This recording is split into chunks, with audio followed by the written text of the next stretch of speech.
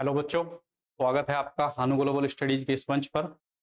और जैसे कि हम नॉर्थ अमेरिका को कवर कर रहे थे और नॉर्थ अमेरिका में हमने महाद्वीपों को देखा। महाद्वीपों में सभी नॉर्थ अमेरिका के महाद्वीप में हमने सभी देशों को देखा, उनकी जलसंधियों को पढ़ा, उनके पर्वत पहाड़ों को पढ़ा। उसके अलावा हमने अ, उनकी झीलों को पढ़ा। और आज हम शुरू करने वाले हैं उत्तरी अमेरिका की नदियाँ। क्या शुरू करने वाले हैं? उत्तरी अमेरिका की नदियाँ। तो आप टॉपिक डाल लीजिएगा, उत्तरी अमेरिका की नदियाँ।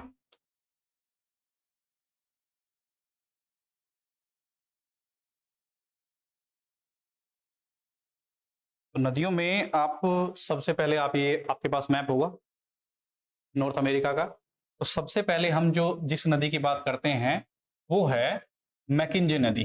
कौन सी नदी?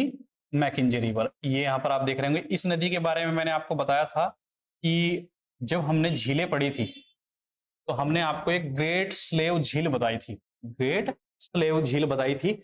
इसी झील से मैकिंजे नदी निकलती है और ये कहां पर जाकर गिर जाती है? ब्यूफोर्ट सागर में या फिर आर्कटिक सागर में, क्योंकि ब्यूफोर्ट सी जो है वो आर्कटिक सागर का पार्ट है। ठीक है जी।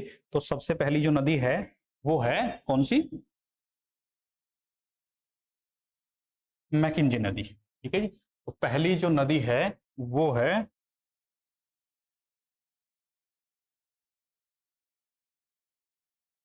पहली जो नदी है वो है मैकिंजे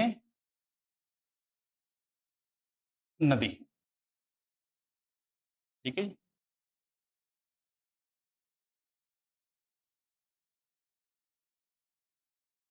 तो जब हम मैकिंजे नदी के बारे में हम पढ़ते हैं, ठीक है जी, मैकिंजे नदी के बारे में जब हम पढ़ते हैं तो हमने अभी देखा कि ये जो नदी है कहाँ से निकलती है। जो नदी है, सबसे आपके पेपर में दो ही तरह के क्वेश्चन आते हैं ज्यादातर, कि ये जो नदी है ये कहाँ की नदी है। ठीक है जी। दूसरा, ये कहाँ से निकलती है और कहाँ पर गिरती है, कि इसका उद्गम स्थल क्या है और ये कहाँ पर अंतिम रूप से इसका मुहाना कहाँ पर है। ठीक है जी। तो आप याद रखिएगा, जो मैकिंजे नदी है कहाँ की नदी है? कनाडा की। कनाडा की सबसे लंबी नदी है जी, याद रखिएगा, सबसे लंबी नदी है। ठीक है। उद्गम की अगर हम बात करते हैं तो उद्गम जो है वो होता है कहां से?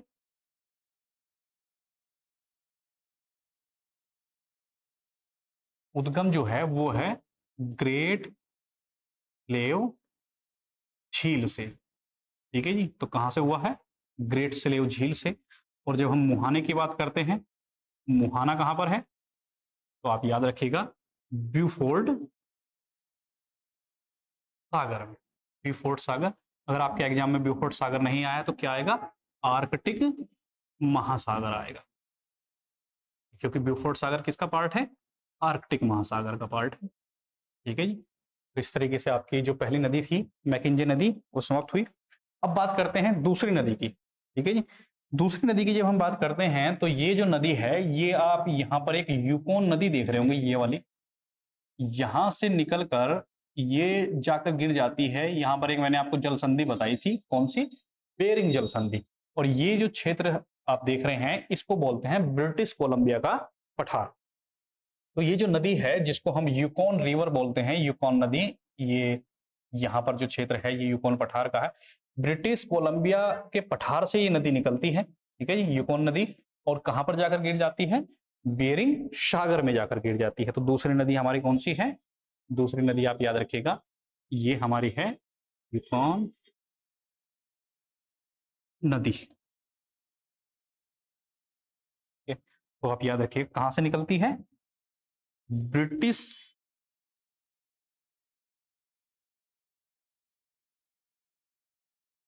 कोलंबिया के पठार से निकलती है।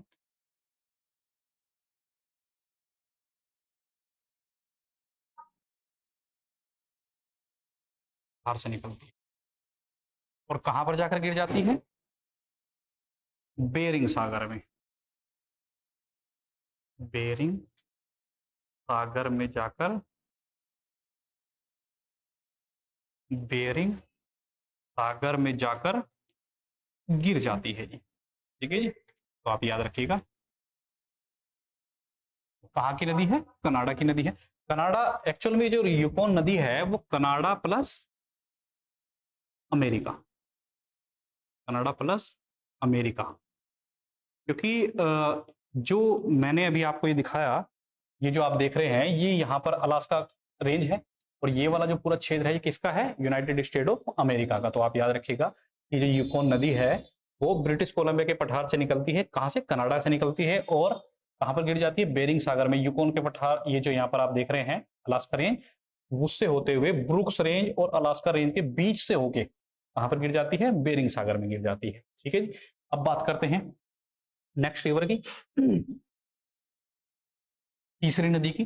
तीसरी नदी हमने आपको एक चर्चिल नदी पढ़ाई थी। ठीक है जी, हमने कहा था कि ये नदी रेंडियर झील से निकलती है और हडसन की खाड़ी में जाकर गिर जाती है। ठीक है जी, तो इसके बारे में आप याद रखिएगा। कौन सी नदी? चर्चिल नदी, तीसरी नदी चर्चिल नदी के बारे में आप याद रखेंगे। तो कहाँ से निकलती है जी नदी? कहाँ की है? सबसे पहली बात ये यहाँ पर याद रखिएगा, कनाडा।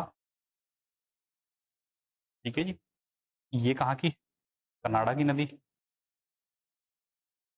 कहाँ से निकलती है? उद्गम रेनडियर झील से निकलती है,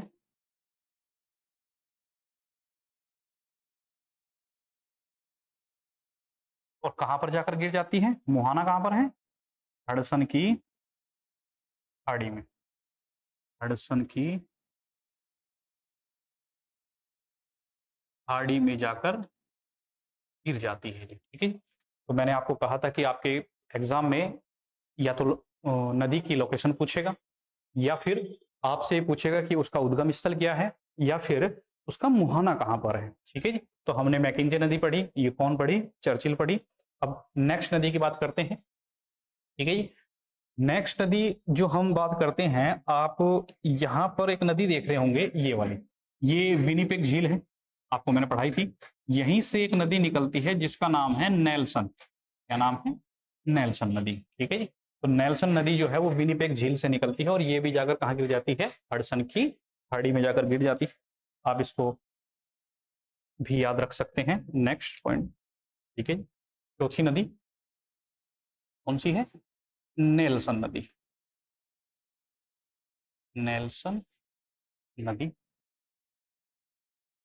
कहाँ की है? कनाडा की नदी है, याद रखिए। कहाँ से निकलती है? उद्गम स्थल विनिपेग झील, ये मैंने आपको बताया भी था। विनिपेग झील मैंने आपको पढ़ाई थी। ठीक है जी, और मुहाना कहाँ पर है? हडसन की खाड़ी। ठीक है जी, अब हम बात करते हैं नेक्स्ट नदी की। नेक्स्ट नदी की जब हम बात करते हैं, तो जब मैंने आपको ग्रेट लेक्स पढ़ाई थी, ठीक है, superior lakes, Heron, Michigan, eri और ओंटारियो लेक्स जब पढ़ाई थी, तो ओंटारियो लेक से ही एक नदी पढ़ाई थी, सेंट लॉरेंस नदी। कौन सी पढ़ाई थी? सेंट लॉरेंस नदी। और मैंने कहा था कि ये जो नदी है ये आगे चलकर सेंट लॉरेंस की खाड़ी में गिर जाती है जी। कहाँ गिर जाती है? सेंट लॉरेंस की खाड़ी में गिर जाती है। तो याद रखिएगा कहां से निकलती है सेंट लॉरेंस नदी? ऑन्टारियो झील से निकलती है और सेंट लॉरेंस की खाड़ी में गिर जाती है। और इसके बारे में मैंने आपको विशेषता बताई थी कि ये जो नदी है ये कनाडा की सबसे व्यस्ततम नदियों में से एक है। व्यस्ततम महाद्वीपीय नदी कहा जाता है इसको। क्या कहा जाता है?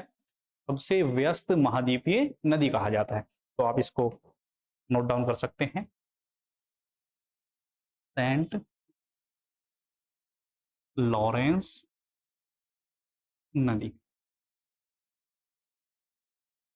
ठीक है जी, सेंट लॉरेंस नदी, जैसे कि मैंने कहा था कि ओंटारियो झील जो है वो कनाडा और क्या कहते हैं अमेरिका में है। ठीक है, और इसके बारे में आप याद रखिएगा कि इसका जो उद्गम स्थल है, सबसे पहला पॉइंट उद्गम स्थल क्या है? ओंटारियो झील। ठीक है जी, ओंटारियो झील। और मुहाना कहां पर है?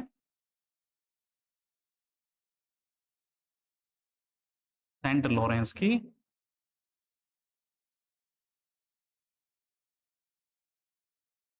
सेंट लॉरेंसियन की एक खाड़ी। ठीक है जी। और जैसे कि मैंने कहा कि ये जो नदी है ये सबसे व्यस्त महाद्वीपीय नदी है। ठीक है जी, सबसे ज्यादा व्यस्त महाद्वीपीय नदी है। तो आप इसके बारे में याद रखेंगे कि उद्गम स्थल क्या है? ओंटारियो झील। और मुहाना कहां पर है? सेंट लॉरेंस की खाड़ी। और सबसे व्यस्ततम नदियों में से एक। ठीक है। अब हम बात करते हैं नेक्स्ट नदी की। नेक्स्ट नदी पर जब हम बात करते हैं तो हम सबसे पहले राइट साइड की नदियों को कवर करेंगे। यहां पर जो आप नदी देख रहे हैं ये वाली जो नदी है, ये वाली नदी। ओह, एक बार। ठीक है। ठीक है। और एक नदी ये रही। ठीक है। तो यहां पर मैंने आपको दो नदियां दिखाई। कौन कौन सी? ऊपर की साइड देख रहे होंगे, एक पोटोमैक रिवर है और एक जो नदी है वो है हडसन नदी। ठीक है। ये ऊपर वाली जो आप देख रहे हैं इसको बोलते हैं हडसन रिवर। क्या बोलते हैं? हडसन नदी। ठीक है जी। और ये जो नीचे वाली जो नदी है इसको बोलते हैं पोटोमैक रिवर नदी। ठीक है जी। ये जो है ये लॉरेंस नदी। ठीक है जी। ये नेल्सन, ये चर्चिल, ये मैकिंजे मैकिंजे रिवर। और ये तो यूको नदी है ही, आपको बताया। ठीक है जी। तो हडसन नदी जो है ये आप देख रहे हैं, तो यहाँ पर एक झील है हेंडरसन झील। ठीक है जी। हेंडरसन झील से निकलने के बाद ये राइट साइड में जो उत्तरी अटलांटिक महासागर है उसमें जाकर गिर जाती है। लेकिन ये नदी आपके लिए विशेष इसलिए है क्योंकि इसी नदी के किनारे अमेरिका का एक सबसे प्रसिद्ध शहर न्यूयॉर्क। ठीक है जी। कौन सा शहर? न्यूयॉर्क बसा हुआ है। तो ये आपके एग्जाम में आई हुई है, नदी हुई है। ठीक है जी। तो आप याद रखिएगा जो छठी नदी है वो है हडसन नदी। ठीक है जी। तो हडसन नदी के बारे में आप याद रखिएगा कि ये कहाँ की नदी है? अमेरिका की नदी, यूएसए की नदी है। ठीक है जी। और कहाँ से निकलती है? हेंडरसन झील से निकलती है।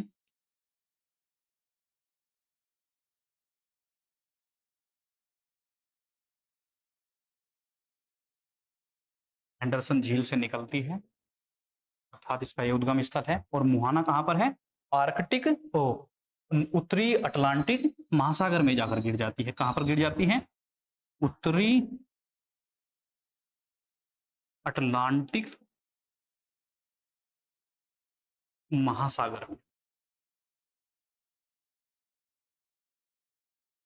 में जाकर गिर जाती है जी। और जैसे कि मैंने कहा कि इस नदी के किनारे ही कौन सा शहर बसा हुआ है? शहर जो है वो है न्यूयॉर्क। न्यूयॉर्क शहर बसा हुआ है। ठीक है जी। तो आप याद रखिएगा कि इस नदी के किनारे ही कौन सा शहर बसा हुआ है? न्यूयॉर्क सिटी है जी। ठीक है जी।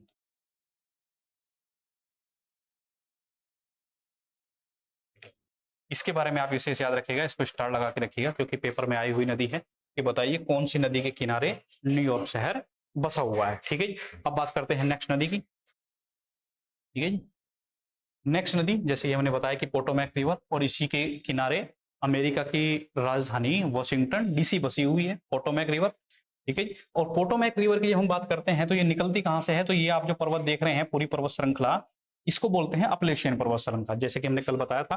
ठीक है जी। तो अपलेशियन पर्वत श्रृंखला से ही ये नदी निकलती है। नेक्स्ट नदी 7।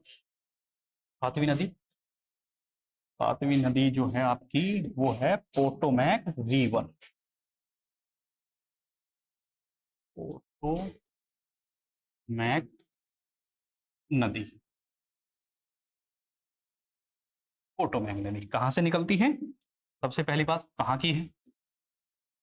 अमेरिका की है, ठीक है। दूसरा, निकलती कहाँ से है?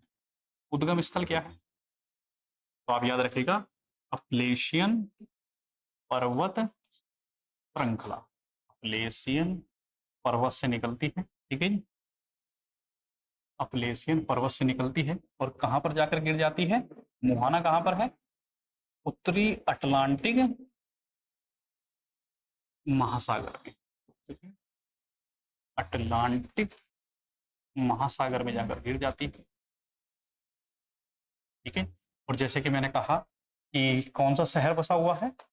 वॉशिंगटन डीसी, अमेरिका की राजधानी वॉशिंगटन डीसी बसा हुआ है। और डीसी को मैंने आपको कहा था, डीसी को कहा जाता है डिस्ट्रिक्ट ऑफ कोलंबिया, ठीक है। तो आप याद रखिएगा कि पोटोमैक नदी है, निकलती कहाँ से है? अपलेशियन पर्वत से निकलती है, गिरती कहाँ पर है?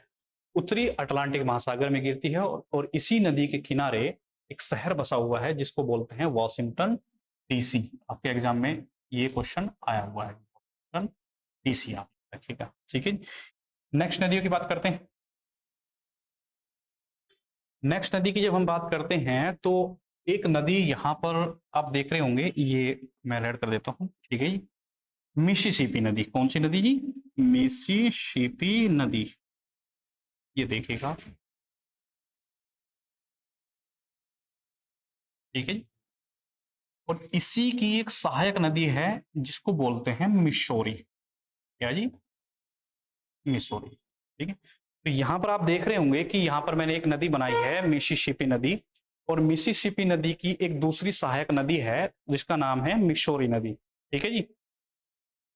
ये जो मिसिसिपी नदी है, ये यहाँ पर आप जो देख रहे हैं यहाँ पर, ठीक है, सुपीरियर झील के पास यहीं पर एक झील है, इटास्का झील। कौन सी झील है जी? इटास्का झील। वहां से ये निकलती है और इसकी सहायक नदी जो है वो कहाँ पर मिलती है जाकर? सेंट लॉइस, लॉइस शहर में मिलती है, ठीक है जी। और आगे जाकर ये मैक्सिको की खाड़ी में गिर जाते हैं। ये मैक्सिको की खाड़ी, जैसे कि आपको लिखाया भी गया था स्टार्टिंग में ही कि मैक्सिको की खाड़ी का नया नाम क्या कर दिया गया है? अमेरिका की खाड़ी हो गया है, ठीक है। और या एक बात और याद रखिएगा कि ये जो नदी है यहाँ पर सेंट लॉइस में मिलती है, सेंट लॉइस में तो मिलती ही है, साथ ही साथ याद रखिएगा कि ये जो शहर है, ये जो क्षेत्र है, यहाँ पर जब ये नदी गिरती है तो यहाँ पर एक पंजाकार डेल्टा का निर्माण करती है, पंजा, ठीक है। तो आप अपने मैप में देखेंगे तो यहाँ पर ये जो नदी है एक पंजे की तरह की आकृति बना रही है, ठीक है। तो उसी को पंजाकार डेल्टा कहा जाता है, ठीक है। तो आप याद रखिएगा। नेक्स्ट नदी मिसिसिपी नदी, ठीक है। कहाँ की नदी है? सबसे पहला क्वेश्चन यही है। अमेरिका की नदी, यूएसए की नदी है, ठीक है। निकलती कहां से है? उद्गम कहां से होता है? उद्गम होता है सुपीरियर झील के पास ही, इटास्का झील से। कहां से होता है जी? इटास्का झील से ये नदी निकलती है, इटास्का झील से। गिरती कहां पर है? मैक्सिको की खाड़ी में गिरती है। मुहाना कहां पर है? मुहाना जो है वो है मैक्सिको की खाड़ी, कहां पर गिरती है जी? मैक्सिको की खाड़ी में।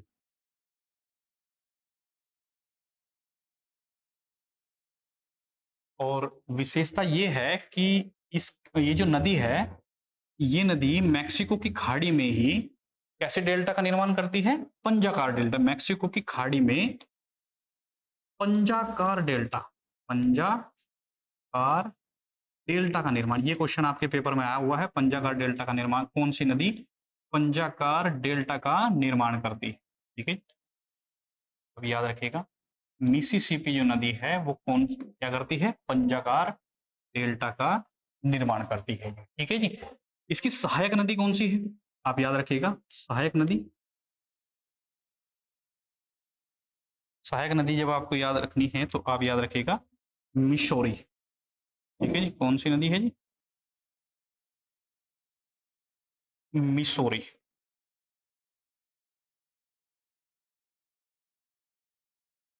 मिसौरी नदी है जी। ठीक है जी। और कहां पर मिलते हैं आपस में? तो आप याद रखिएगा दोनों नदियां जो हैं, दोनों नदी आपस में कहां पर मिलते हैं? सेंट लॉइस शहर में मिलते हैं। ठीक है, सेंट लॉइस शहर में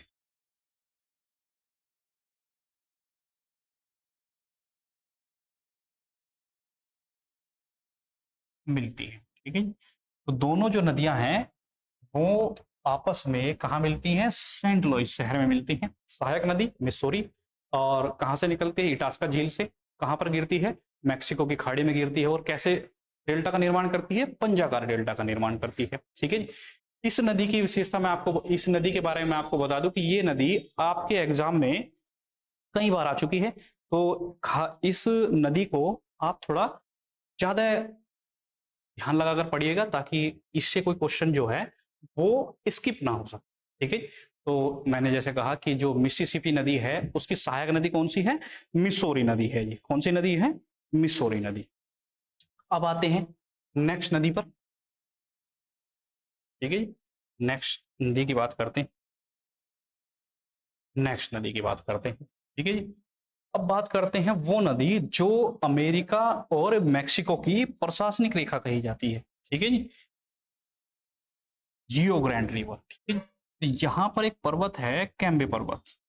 कौन सा पर्वत है जी? कैम्बे पर्वत। यहीं पर एक नदी है रियो ग्रैंड रिवर। ठीक है जी, रियो ग्रैंड रिवर।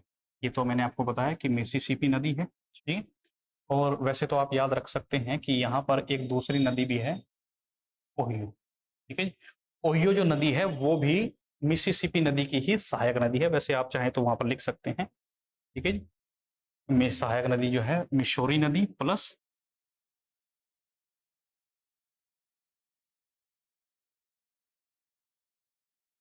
ओहियो नदी। ठीक है जी, दो सहायक नदियां हैं। ठीक है, याद रखिएगा ओहियो नदी और मिसिसिपी नदी।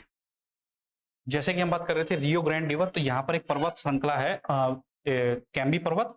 उसी पर्वत से एक नदी निकलती है रियो ग्रैंड रिवर, और ये जाकर कहाँ पर गिर जाती है? मैक्सिको की खाड़ी में जाकर गिर जाती है। रियो ग्रैंड रिवर की विशेषता ये है कि ये जो नदी है ये अमेरिका और मैक्सिको की सीमा रेखा का निर्धारण करती है। क्या करती है? अमेरिका और मैक्सिको की सीमा रेखा का निर्धारण करती है। ठीक है जी, तो यहां पर जब ये गिरती है तो एक डेल्टा का निर्माण करती है जिसको हम बोलते हैं सैंडी डेल्टा। ठीक है जी, कैसे बोलते हैं? सैंडी डेल्टा का निर्माण करती है। अब हम इसके बारे में नोट डाउन कर लेते हैं। मिसिसिपी नदी हो गई है। अब आते हैं कौन सी नदी थी जी ये? 8 और 9 नंबर। ठीक है जी, तो यहाँ पर रियो ग्रांड नदी, रियो ग्रांड नदी। ठीक है, रियो ग्रांड नदी की विशेषता ये है कि पहली बात ये कहाँ की नदी है? तो याद रखिएगा यूएसए प्लस मैक्सिको। ठीक है, दूसरा क्वेश्चन कहाँ से निकलती है? कहाँ से निकलती है? कैम्बी पर्वत से निकलती है।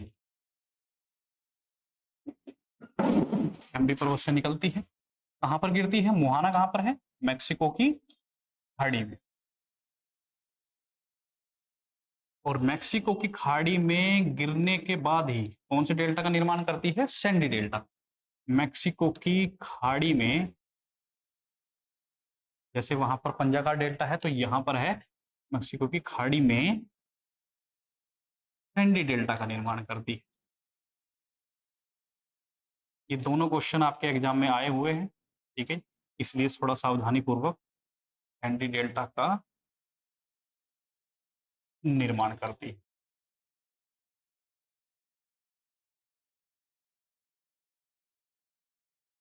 बात करते हैं, जैसे कि मैंने बताया इस नदी की विशेषता, तो ये जो नदी है ये अमेरिका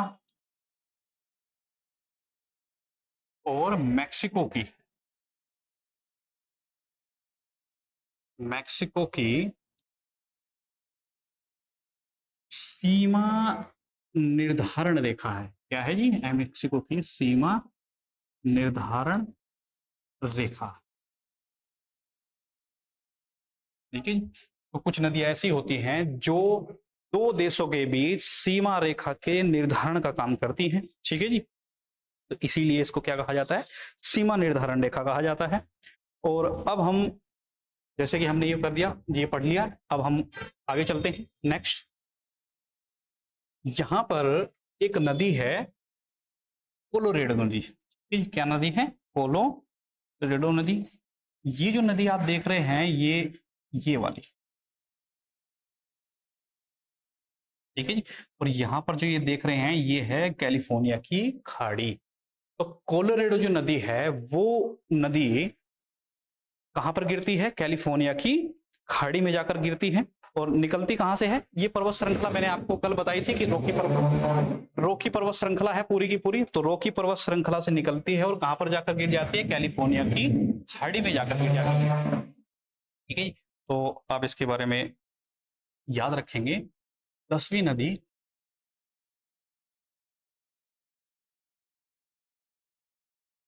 कोलोरेडो नदी कहाँ की नदी है जी? सबसे पहली बात, कहाँ की नदी है जी? ये आप देख रहे हैं पूरा का पूरा क्षेत्र, यहाँ पर आप देखेंगे कि ये अमेरिका का पार्ट है और ये वाला जो क्षेत्र है यहाँ पर, ये जब नीचे निकलती है तो ये वाला जो क्षेत्र है ये किसका पार्ट है? मैक्सिको का पार्ट है। ठीक है जी, तो America plus Mexico, America plus Mexico, USA plus Mexico.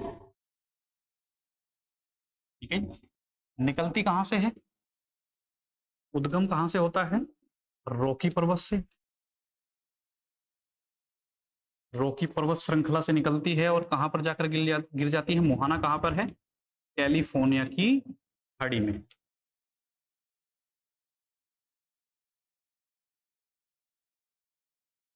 California की खाड़ी में जाकर गिर जाती है ये नदी। ठीक है, तो हमने देखा कि जो कोलोरेडो जो नदी है वो कैलिफोर्निया की खाड़ी में जाकर गिर जाती है। ठीक है जी, और इसकी इसी कोलोरेडो नदी की एक विशेषता ये भी है कि इस पर दो डैम बने हुए हैं। कितने डैम बने हुए हैं? दो डैम बने हुए हैं। दो डैमों का निर्माण इस नदी पर हुआ है। पहला डैम हूवर डैम और दूसरा, पहला हूवर और दूसरा पार्कर डैम। तो आप लोग याद रखिएगा कि इस नदी पर ही, कोलोराडो नदी पर ही दो डैमों का निर्माण किया गया है, हूवर डैम और पार्कर डैम का निर्माण किया गया है। ठीक है जी, उसी के साथ साथ हमने कोलोराडो नदी पढ़ी। कोलोराडो नदी के साथ साथ अभी हमने यहाँ पर एक नदी है कोलंबिया नदी। ठीक है जी, यहाँ पर एक नदी है, कौन सी? कोलंबिया नदी, उसको भी देख लेते हैं। ठीक है जी, ये रही, अभी आपको दिखाते हैं। कोलंबिया नदी जो है ये आप जो देख रहे हैं ये रही। ठीक है जी, तो अभी तक मैंने आपको यहाँ की जो जितनी भी नदियां पढ़ाई थी, तो मैं देख रहा था, देखा आपने कि ये सारी जो नदियां थी ये लगभग उत्तरी अटलांटिक महासागर से जुड़ी हुई हैं। लेकिन अगर हम कोलोराडो नदी की बात करें या फिर कोलंबिया नदी की बात करें या फिर यूकोन नदी की बात करें, तो ये जो नदियां हैं ये कहाँ पर गिरती हैं? प्रशांत महासागर में गिरती हैं।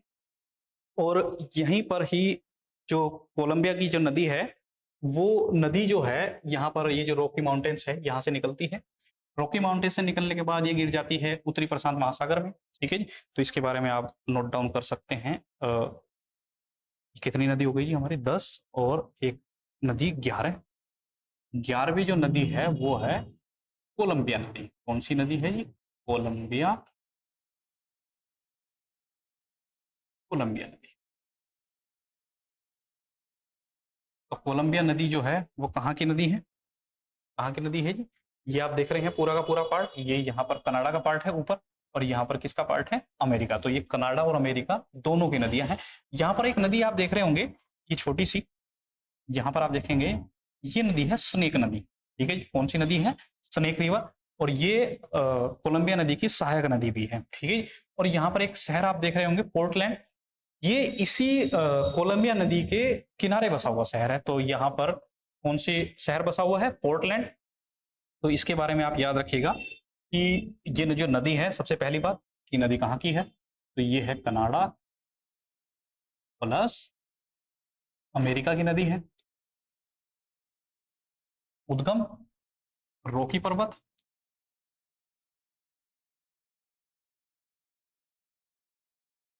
उद्गम जो है वो है रॉकी पर्वत के पास से, रॉकी पर्वत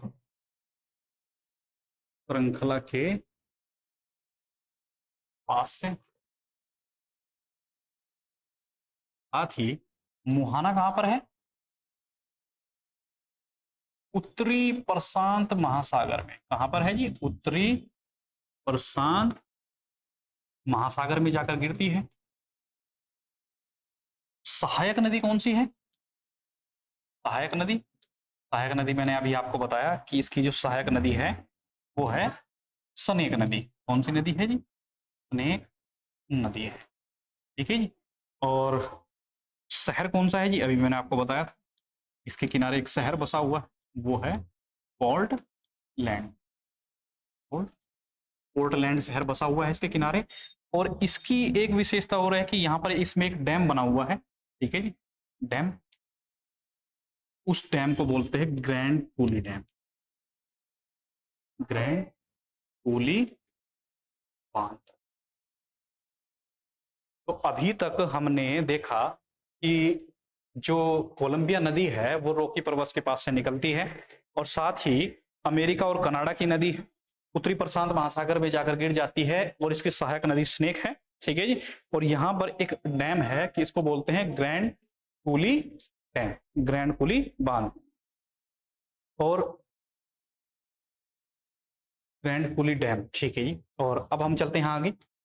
उसी के साथ हमारी जो नदियां थी वो समाप्त हो गई है, ठीक है जी।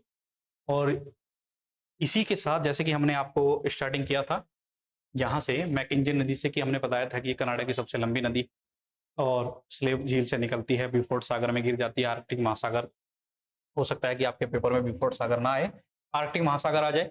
यूकोन नदी ब्रिटिश कोलंबिया के पठार से निकलती है, बेरिंग सागर में जाकर गिर जाती है, कनाडा और अमेरिका की नदी है। और मैंने कहा था कि ये जो ब्रिटिश कोलंबिया की जो पठार है, ये जो नदी है यूकोन नदी, ये ब्रूक्स रेंज और अलास्का की रेंज के बीच से होकर बहती है। कौन से, कहां से बहती है, ब्रूक्स रेंज, अब इसको चाहे तो लिख सकते हैं, ब्रूक्स रेंज और अलास्का रेंज के मध्य से बहती, मध्य से होकर बहती है,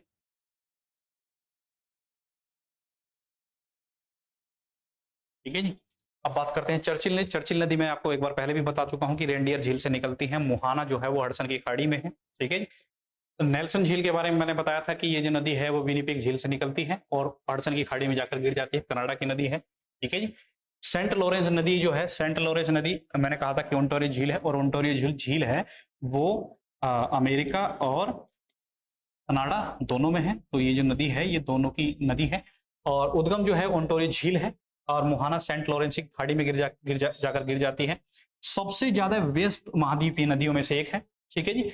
हडसन की खाड़ी की जब हम बात करते हैं, हडसन की झील की नदी के बारे में बात करते हैं, तो ये हैंडरसन झील से निकलती है, और इसी ये जो है उत्तरी अटलांटिक महासागर में जाकर गिरती है। और इसके किनारे ही एक शहर है न्यूयॉर्क, जो बहुत ही फेमस है, ठीक है, वो बसा हुआ है। पोटोमैक नदी की बात करते हैं तो अप्लेशियन पर्वत से निकलती है, उत्तरी अटलांटिक महासागर में जाकर गिरती है। इसी के किनारे एक शहर बसा हुआ है वाशिंगटन डीसी, जो अमेरिका की कैपिटल भी है, ठीक है जी। मिसिसिपी की नदी की बात करते हैं। मिसिसिपी नदी के बारे में आपको बता दूं कि ये अमेरिका की सबसे लंबी नदी है, ठीक है जी। अमेरिका की सबसे लंबी नदी है, इटास्का झील से निकलती है, और कहां पर जाकर गिर जाती है, मैक्सिको की खाड़ी में जाकर गिर जाती है। और यही नदी है जो क्या कहते हैं, पंजाकार डेल्टा का निर्माण करती है। सहायक नदियों में बात करते हैं तो मिसौरी है, ओहियो नदी भी है, और दोनों नदियों की जब हम बात करते हैं तो ये मिसिसिपी और मिसौरी नदी की बात हो रही है जी यहाँ पर, ठीक है जी। तो यहाँ पर मिसिसिपी प्लस मिसौरी नदी आपस में कहा मिलती है, सेंट लॉइस शहर में जाकर मिलती है, ठीक है जी। अब हम बात करते हैं रियो ग्रैंड रिवर पे। ग्रैंड रिवर जो है कैम्ब्रिय पर्वत से निकलती है, अमेरिका और मैक्सिको की नदी है, मैक्सिको की खाड़ी में जाकर गिर जाती है, सैंडी डेल्टा का निर्माण करती है, और अमेरिका और मैक्सिको की सीमा निर्धारण रेखा कही जाती है। क्या कही जाती है? अमेरिका और मैक्सिको की सीमा निर्धारण रेखा कही जाती है। कोलोराडो नदी की जब हम बात करते हैं, रॉकी पर्वत से निकलती है, कैलिफोर्निया की खाड़ी में जाकर गिर जाती है, कैलिफोर्निया शहर बसा हुआ है जहां पर, ठीक है जी। और यूएसए प्लस मैक्सिको की नदी है, दो डैम है, हूवर डैम और पार्कर डैम। और कोलंबिया नदी की जब हम बात करते हैं, रॉकी पर्वत श्रृंखला के पास से निकलती है, उत्तरी प्रशांत महासागर में जाकर गिरती है, इसकी सहायक नदी जो है स्नेक है, और पोर्टलैंड इसके किनारे बसा हुआ है, और यहाँ पर एक डैम है ग्रैंड कूली डैम। कौन सा डैम है? Grand coolie dam. और इसी के साथ साथ हमने जो नदियां थी वो पूरी हो गई हैं। अब हम यहीं पर ही आपसे मरुस्थलों के बारे में डिस्कस कर लेते हैं। किसके बारे में करते हैं? मरुस्थलों के बारे में। तो मरुस्थलों की जब हम बात करते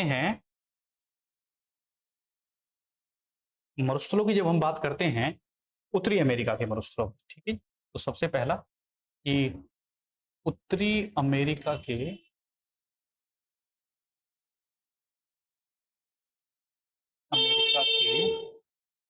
मरुस्थल, डेजर्ट्स की जब हम बात करते हैं, डेजर्ट्स कौन कौन से हैं, ठीक है। तो डेजर्ट्स में जब हम बात करते हैं तो यहाँ पर केवल 3 ही मरुस्थल पाए जाते हैं। कितने मरुस्थल पाए जाते हैं? 3 मरुस्थल पाए जाते हैं। पहला मरुस्थल चिहुआ मरुस्थल, दूसरा सोनोरान मरुस्थल, और तीसरा जो मरुस्थल है वो है मोजावे मरुस्थल, ठीक है। तो पहला है चिहुआ पहला मरुस्थल, चिहुआ मरुस्थल। इसके बारे में आप याद रखेंगे कि ये उत्तरी अमेरिका का सबसे बड़ा मरुस्थल है, ठीक है जी, ठीक है। कौन सा है? उत्तरी अमेरिका का सबसे बड़ा मरुस्थल, सबसे बड़ा मरुस्थल, ठीक है जी। उसके बाद दूसरा जो मरुस्थल है उसका नाम है सोनोरान मरुस्थल, दूसरा सोनोरान मरुस्थल। और जो तीसरा मरुस्थल है उसका नाम है मोजावे मरुस्थल। कौन सा मरुस्थल है? मोजावे मरुस्थल, ठीक है जी। सोनोरान मरुस्थल की विशेषता मैं आपको बता देता हूं कि ये अमेरिका और मैक्सिको दोनों में है। कहां पर है जी? अमेरिका और मैक्सिको दोनों का पार्ट है, तो याद रखिएगा कि अमेरिका और प्लस मैक्सिको दोनों में स्थित है, दोनों में स्थित है, ठीक है जी। बात करते हैं मोजावे मरुस्थल की। तो मोजावे मरुस्थल की मैं आपको बता दूं, आपको एक स्थान बताया था मैंने अभी, कैलिफोर्निया की खाड़ी। क्या बताया था? कैलिफोर्निया की खाड़ी, ये यहाँ पर आप देख रहे हैं, ठीक है जी, ये वाला क्षेत्र, यहीं पर ये मरुस्थल है। तो आप याद रखिएगा कि ये जो मरुस्थल है ये कहाँ पर है? कैलिफोर्निया में है, कैलिफोर्निया, कैलिफोर्निया अमेरिका, यूएसए, ठीक है। और मरुस्थल के बारे में हमने आपको बता दिया कि उत्तर अमेरिका का सबसे बड़ा चिहुआ मरुस्थल, सोनोरा मरुस्थल और मोजावे मरुस्थल। अब बात करते हैं कुछ अन्य विशेषताओं की जो उत्तरी अमेरिका की विशेषताओं में आती हैं। सबसे पहली बात कि ये जो आप पूरा मैप देख रहे हैं कि ये इस पूरे मैप में आपने अक्षांश अक्षांश रेखाएं जो पूर्व से पश्चिम की ओर होती हैं इनको बोलते हैं अक्षांश रेखाएं। क्या बोलते हैं? ये अक्षांश, ठीक है जी। जो उत्तर से दक्षिण की ओर होते हैं उनको बोलते हैं देशांतर रेखाएं। ठीक है। तो अक्षांश रेखाओं की जब हम बात करते हैं तो यहां पर एक 49 डिग्री नॉर्थ रेखा है। कौन सी रेखा है जी? 49 डिग्री नॉर्थ रेखा। ये जो रेखा आप देख रहे हैं पूरी की पूरी, ये ठीक है जी, इसको बोलते हैं 49 डिग्री नॉर्थ अक्षांश रेखा। और ये सबसे बड़ी अक्षांश रेखा है किन्हीं दो देशों के बीच। ठीक है, तो यहां पर ऊपर की साइड कनाडा और नीचे की साइड अमेरिका, दोनों के बीच कौन सी अक्षांश रेखा है? 49 डिग्री। ये आपके एग्जाम में आ चुकी है कि बताइए कौन सी अक्षांश रेखा अमेरिका और कनाडा के बीच में है। तो कुछ फैक्ट आप लिख लीजिए, कुछ मिसलिनियस फैक्ट, विविध के रूप में कुछ विशेषताएं आप लिख सकते हैं, उत्तरी अमेरिका की विशेषताएं। तो आप लिख सकते हैं 49 डिग्री नॉर्थ, इसको हम उत्तरी बोलते हैं। उत्तरी अक्षांश रेखा, उत्तरी अक्षांश रेखा कनाडा और अमेरिका के बीच स्थित है। अमेरिका के बीच स्थित है। ठीक है। और दूसरी विशेषता इसकी ये है कि ये 49 डिग्री रेखा, अक्षांश रेखा बॉर्डर लाइन का काम करती है। ठीक है जी, तो ये आप याद रखिएगा कि अक्षांश रेखा तो है ही है, साथ ही सीमा निर्धारण रेखा भी। ठीक है जी, इन्हीं दो देशों के बीच सीमा निर्धारण रेखा का काम करती है, सीमा निर्धारण रेखा। ठीक है, सीमा निर्धारण रेखा है। ठीक है, अब हम बात करते हैं नेक्स्ट विशेषता की। तो आपने, जैसे कि मैंने बताया कि 49 डिग्री नॉर्थ ही अक्षांश रेखा है। ठीक है, उसी तरीके से यहां पर ही जो आप रेखा देख रहे हैं, ये वाली, ठीक है जी, ये वाली रेखा, ठीक है, ये वाली रेखा पूरी की पूरी, इसको बोलते हैं 100 डिग्री वेस्ट देशांतर रेखा। कौन सी रेखा बोलते हैं? 100 डिग्री वेस्ट देशांतर रेखा। इसकी विशेषता मैं आपको बता दूं कि ये जो रेखा है ये उत्तरी अमेरिका को दो भागों में बांट देती है। कितने भागों में बांट देती है? दो भागों में, एक क्या कहते हैं पूर्वी भाग और एक पश्चिमी भाग। तो आप याद रखिएगा कि जो 100 डिग्री देशांतर रेखा है, 100 डिग्री वेस्ट देशांतर, पश्चिमी देशांतर रेखा उत्तरी अमेरिका को, उत्तरी अमेरिका को दो भागों, पूर्वी और पश्चिम में बांटती है। ठीक है,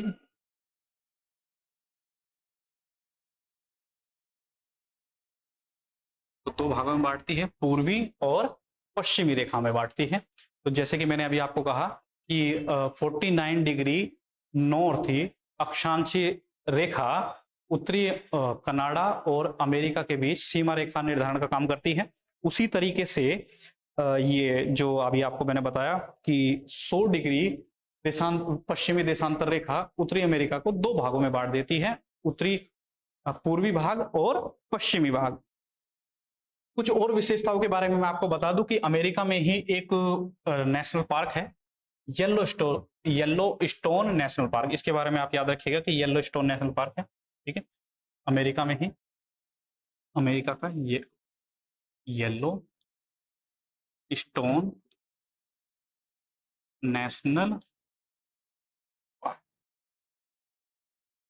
कहां पर है? अमेरिका में है,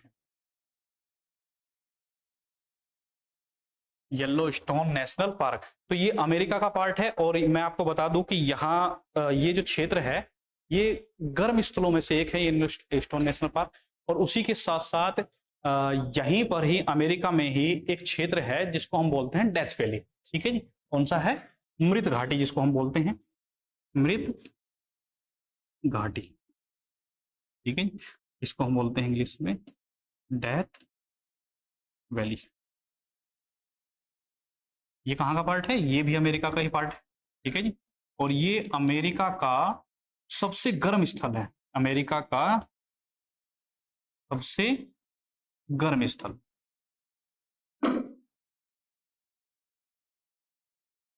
गर्म स्थलों होने के साथ साथ ही डेथ वैली की विशेषता ये है कि यहाँ की जो भूमि है वहां पर आप रेत उबलते हुए देख सकते हैं, और जो जहां पर वो रेत उबलती है उसको बोलते हैं, क्या बोलते हैं, गीजर। क्या बोला जाता है, गीजर मिल जाएंगे आपको। तो यहाँ पर ही आपको मृत घाटी में ही ये स्थल इतना गर्म होता है कि वहां की जो मिट्टी होती है वो गर्म होने के बाद पानी की तरह उबलने लगती है, और जब वो पानी की तरह उबलती है तो उसी मिट्टी को जो उबल रही है उसको कहा जाता है गीजर। गीजर आप अपने घरों में भी यूज करते हैं पानी को गर्म करने के लिए। उसी से आप इसको याद रख सकते हैं कि ये जो रेखा, जो गीजर है ये गर्म पानी की तरह है। ठीक है जी। अब हम बात करते हैं कुछ और विशेषताओं की यहाँ पर। ठीक है जी। यहाँ की एक विशेषता ये भी है कि अमेरिका की जो कर्क रेखा है, ठीक है, यहाँ पर आपको बताऊं ये वाली जो रेखा है, ठीक है, कर्क रेखा 23.5 डिग्री नॉर्थ, ये ऊपर खिंच गई थोड़ी सी, सॉरी, 23.5 डिग्री नॉर्थ। तो जब हम बात करते हैं कि कर्क रेखा की, ठीक है जी, तो आप याद रखिएगा कि उत्तरी अमेरिका के केवल मैक्सिको से ही, केवल मैक्सिको से ही कौन सी रेखा निकलती है, कर्क रेखा गुजरती है। ट्रॉपिक ऑफ कैंसर बोलते हैं इसको। ठीक है जी। तो आप याद रखिएगा कि कर्क रेखा, कर्क रेखा जिसको हम इंग्लिश में बोलते हैं ट्रॉपिक ऑफ कैंसर, इसी को हम बोलते हैं 23.5 डिग्री नॉर्थ। कहां से गुजरती है, उत्तरी अमेरिका के,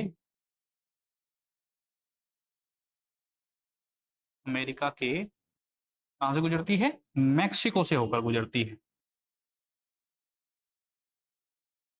मैक्सिको से होकर गुजरती है।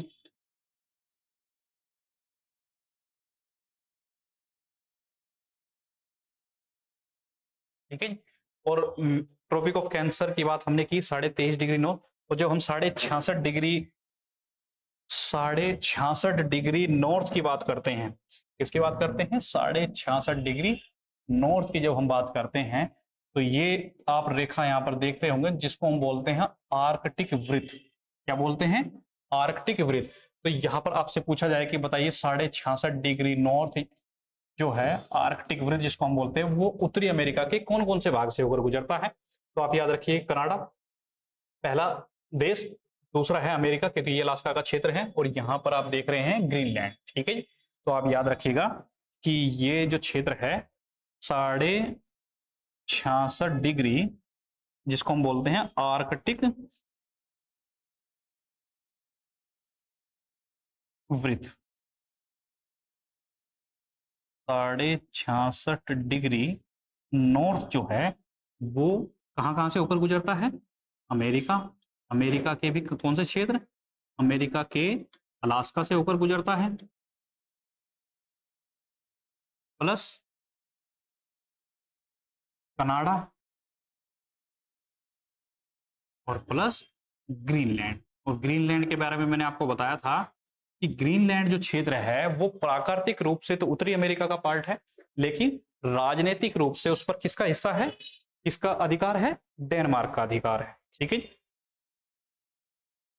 डेनमार्क का अधिकार है। ठीक है जी। यहाँ पर आप देख रहे हैं, यहाँ पर मैंने आपको बताया था इस क्षेत्र की जब हम विशेषता पढ़ते हैं तो यहाँ पर ग्रीनलैंड के पास किसका नाम लिखा हुआ है, डेनमार्क का नाम लिखा हुआ है। ठीक है जी। अब हम बात कर, अब हम ये जी हमने सभी सभी चीजों को कवर कर लिया है।